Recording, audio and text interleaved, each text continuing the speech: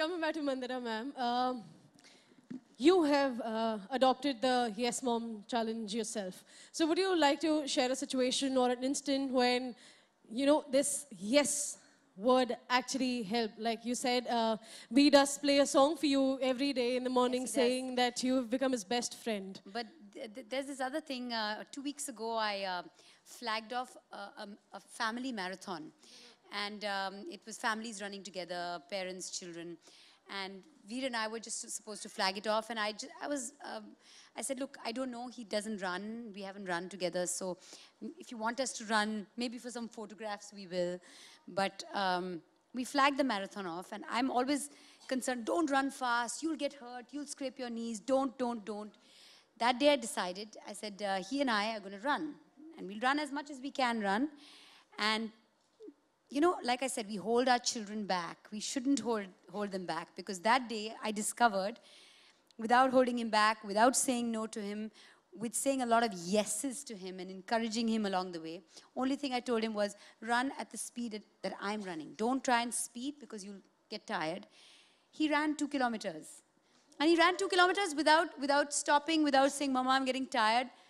I found a new running partner. I never thought that would be a possibility, that my son and I are going to go for a run, and we're going to do that now on Sunday mornings because this just happened. So here was a case of me saying yes, me not holding him back, and sometimes, you know, your children surprise you, because this was a huge surprise for me. You know, all children run around. They'll run around wherever they see space. But here I got a chance to discover something new about him, and that's because I didn't say no. How beautiful was that? Well, ladies, coming on to the last question, any messages that you would want to say to the yes moms that we have? Yes moms, make some noise for yourself.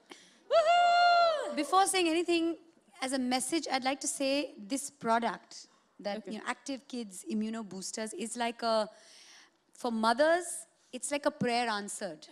It really is, because you know, you're so concerned about your child getting the recommended dietary allowance, and you're not always getting it. Like for me, my son doesn't even eat junk food. He generally eats healthy, but he had a deficiency in zinc because he doesn't like to, I suppose, eat fruits. Maybe that's where it's coming from. I'm going to ask you offline. A lot of moms would have realized certain times you would see a lot of behavioral changes in children. And at times, we always think that this behavior change is due to some particular thing. But it's like a vicious circle. Sometimes it's just because the child is not getting enough nutrition. And not only nutrition, in terms of even the child is hungry.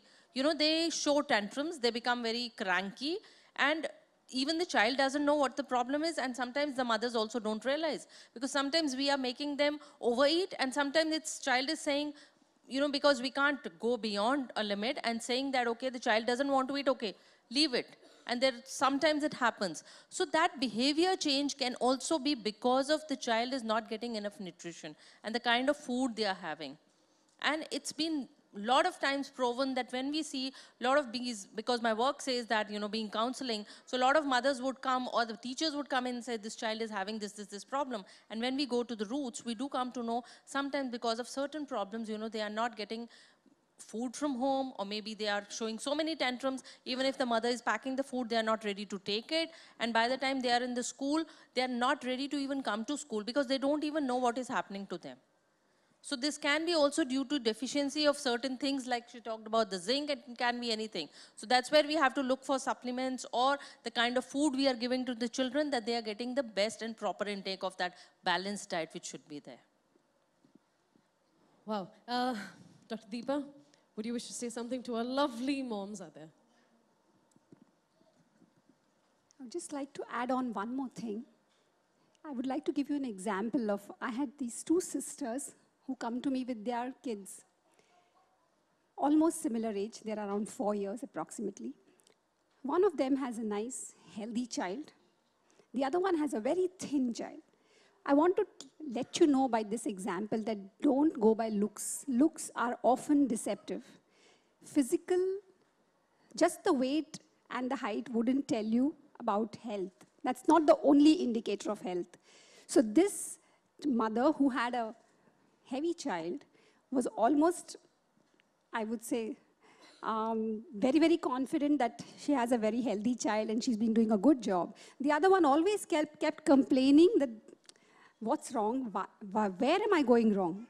Now, the only difference which the other mom didn't realize is that child who was on the heavier side, who was actually obese, if you put him on the growth chart, he was obese, was the one who regularly used to fall sick. He was the one who was hospitalized twice in the case of these 4 years, whereas the other one was a happy child, hardly falling sick, a few fevers here and there, like you mentioned, but was a thin child. So don't go by looks. That child was grossly iron deficient. That child was predominantly milk fed. Milk giving him a lot of calories, and unfortunately a 4-year-old child was bottle fed. So this child was heavy with a lot of nutritional deficiencies, majorly iron deficiency, and that was the reason his immunity was at its lowest and he used to fall sick again and again. So this is just to enlighten you not to go just by looks. And physical growth is not everything. You have to look for these small deficiencies which are not very obvious to us, but can be pinpointed by the fact that the child is falling sick. So lastly, just to end it, what do you mean by a healthy child? Always prevention is better. Always remember, prevention is the key. So for the immunity, a good breastfeed, to begin with, breastfeeding, a healthy diet, good nutrition, and if required, as and when there is a fussy or picky eater, nutritional supplements, good sleep, good rest, good exercise, and not to forget a very positive mental attitude in and around our home and environment all around where the child goes. This will bring about a healthy child. Thank you. So Dr. Neeti, over to you.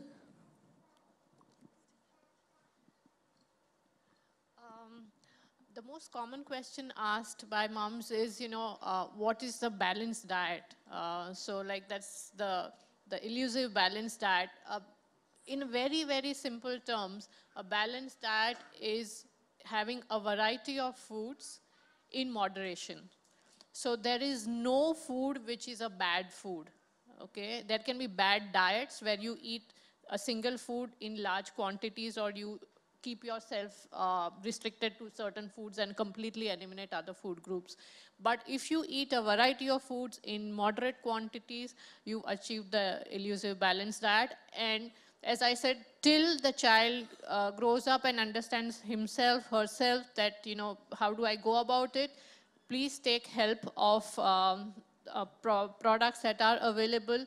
And as moms, one needs to be less fixated, more imaginative in terms of presentation of food, and also maybe a bit of food knowledge. Like a lot of people give beet because it's rich in iron.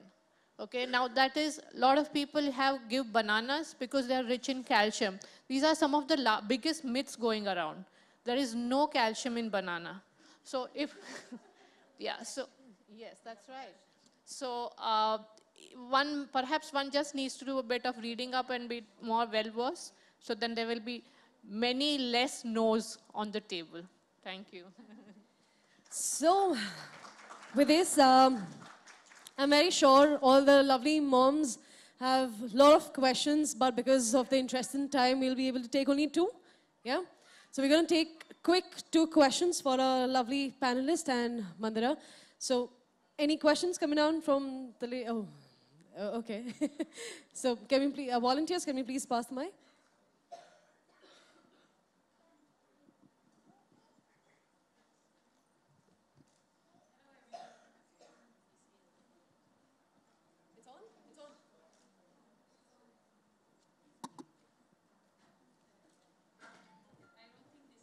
Check.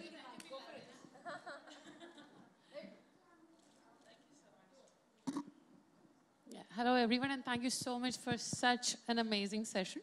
This is Kushbu here from Mumbai Moms, Momo community. And so my question for you all is regarding milk. Like, I have a 3.5-year-old daughter. She's not a fussy eater. She'll eat everything I give. Fruits, yes, she loves them. But when it comes to milk, 1 glass is all she has during the milk. So does that suffice? Is it like okay if she has 1? And yes, with something added to it. which I'm not so keen to give her, but because she likes it, it's okay. I guess, Mom. So I give it to her.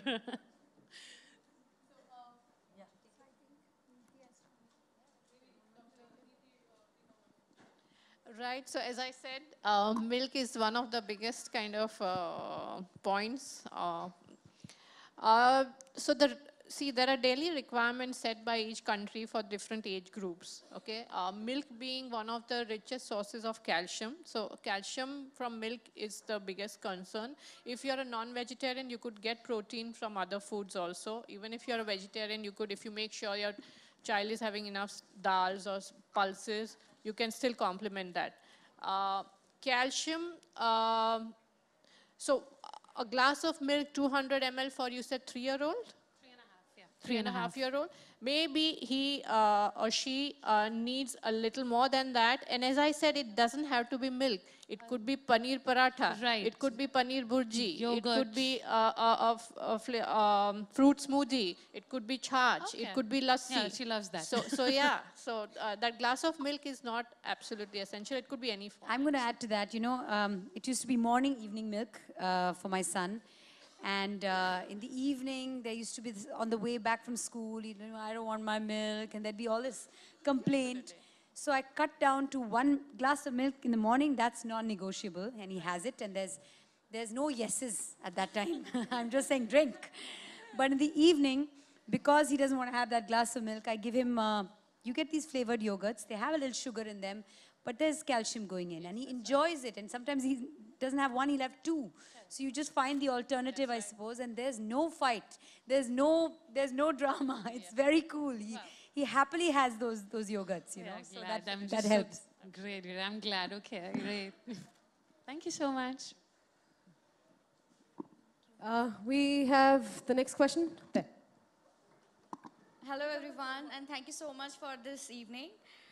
Basically, I also have a same concern further to what you said. Every time we always think, you know, this is enough quantity of a chocolate. You've eaten an entire brick of a chocolate, now nothing else. So, though he eats, for example, my son, he eats a lot of fruits, the other stuff, the other healthy stuff, and thankfully, even the teachers keep telling him this is junk food, so nowadays he's avoiding it. The only thing is when he mix up with friends, then you end up eating that. He also meets his friends and he sees them eating chips and all. Then he ends up eating that. But how do we balance their diet? Because I can't stop him eating chocolate as well. I can't stop him eating chips. What he's trying to say is basically you can control it when you're at home, but when they're with friends, they eat what other children are eating, and then, you know, there's peer pressure or whatever. I don't know, not peer pressure, but generally. See, I think you have to, as we were talking about respecting children and, you know, treat them as human. They are not only your children, right? So what do is we always think of right. What is right, we want them to do. Even with adults, it happens. Even we are following a diet, we try to cheat, right? So when it comes to children, they are children at the end of the day. If you will stop them, again, it comes back to saying no. If you will stop them and say, oh, no, you cannot go there and eat that. And so what child would start doing? He would start doing the same thing, hiding from you. As she said that the child is eating the lunchbox is coming like as if the child has eaten everything, but actually the child is sharing something or the other there. But rather than doing that, first of all, again, I'm coming back to reasoning. Just saying no is not the answer. We always tell the teachers also, if you say this is not correct, this is the wrong answer, but are you telling where is the right answer? Okay, you don't have to do this, but then what you have to do?